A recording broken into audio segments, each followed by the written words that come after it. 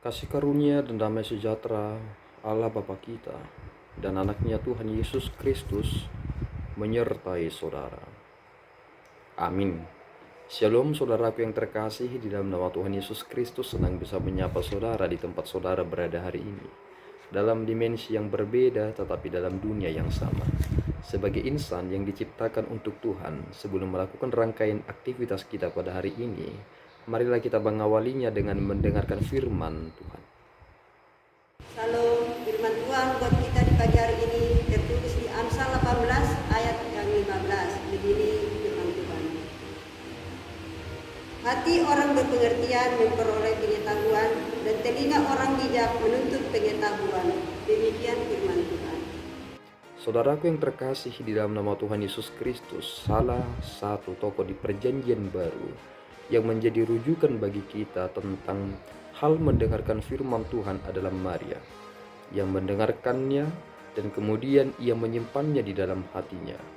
Tentu ketika kita membahas tentang kebijaksanaan, maka ini merupakan sesuatu hal yang berhubungan dengan implementasi.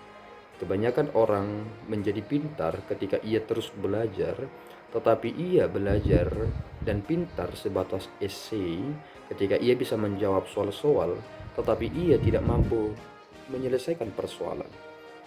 Hikmat dan kebijaksanaan itu adalah sesuatu hal yang kita butuhkan dalam dunia ini. Itu mengapa Yesus Kristus mengatakan dengan tegas bahwa orang yang mendengarkan firman Allah dan melakukannya, mereka disebut sebagai orang-orang yang bijaksana. Ia membangun rumahnya di atas batu karang, sehingga apapun yang terjadi, badai, banjir, dan lain sebagainya, mereka tetap aman. Tentu saudaraku, ketika kita memikirkan nats ini, hati dan telinga adalah unsur yang penting. Ketika kita mendengarkan sesuatu, tentu kita akan menyimpan itu di dalam hati kita. Tetapi apakah kita belakangan ini memperhatikan dengan betul-betul apa yang kita hendak dengarkan? Jangan-jangan kita mendengarkan semuanya dan kemudian kita menjadi kacau balau kalau tidak bisa memisahkan dan memilah mana yang benar, mana yang tidak. Sehingga kita terbawa oleh arus, terbawa oleh suasana. Salah seorang yang terkenal, yang merupakan seorang ilmuwan, ia pernah mengatakan bahwasanya dalam dunia ini, dalam jagat raya ini, ada hal yang sebenarnya mempengaruhi satu sama lain. Hal itu adalah frekuensi. Bahwasanya kebanyakan kita adalah orang-orang yang jika sudah bertemu dengan orang yang satu frekuensi dengan kita, maka kita berada di dalam titik temu yang tidak ada orang atau tidak ada hal yang dapat membendung kita. Ketika kita menyadari hal ini, frekuensi ternyata ini adalah hal yang penting menjalani hidup ini.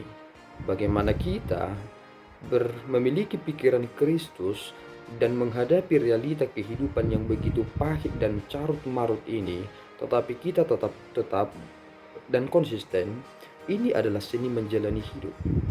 Lihatlah Salomo ketika ia menyelesaikan perkara.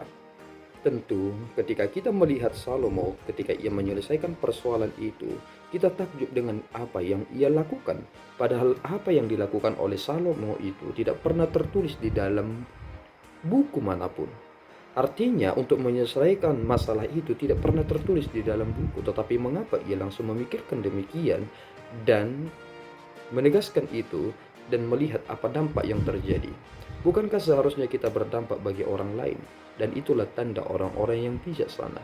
Mari saudaraku yang terkasih, hati kita ini hendaklah dipenuhi dengan pengertian yang penuh dengan pengetahuan, dan telinga kita ini hendaklah kita arahkan hanya untuk mendengar dan menuntut pengetahuan, bukan berita-berita yang tidak benar atau membicarakan orang lain. Terkadang telinga kita ini lebih peka mendengarkan hal-hal yang tidak beres, tetapi kita tidak memberikan telinga kita ini untuk peka mendengarkan kebenaran firman Tuhan. Hari ini kita harus mengubah mindset itu. Telinga dan hati adalah hal yang penting untuk menerima pengetahuan itu, dan jadilah orang yang berdampak bagi orang lain. Ketika Kristus berkata, "Jadilah garam dan terang dunia," Itulah tanda bahwa saudara mengerti apa itu hikmat di dalam Kristus. Tuhan Yesus memberkati kita berdoa. Ya Tuhan, kami bersyukur atas berkat-Mu. Terima kasih Bapa atas anugerah-Mu.